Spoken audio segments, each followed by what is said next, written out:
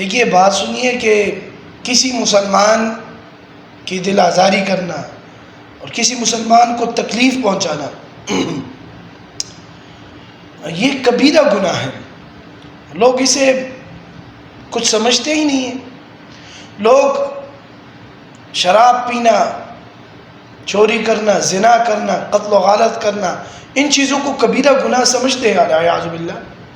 لیکن اس کو کچھ سمجھتے ہی نہیں ہیں. حالانکہ علماء کرام فرماتے ہیں یہ کبیرہ گناہوں میں سے ایک گناہ ہے کہ لوگوں کی دل آزاری کی. حدیث پاک میں آتا ہے کہ مسلمان وہ ہے کہ جس سے دوسرا مسلمان اس کے ہاتھوں سے اور اس کے زبان سے بھی بچے، کوئی اسے کوئی تکلیف نہ پہنچے، اس کی دل آزاری نہ ہو.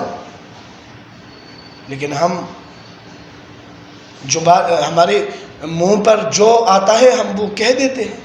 ہمیں کوئی پرواہ نہیں ہے کہ اگلے کے دل پر کیا گزری ہوگی. آپ نے کچھ سوچا نہیں، بس بلا سوچے سمجھے آپ نے ٹھوک دی بات. تو پھر تو صحیح معنی میں مسلمان نہ ہوئے نا.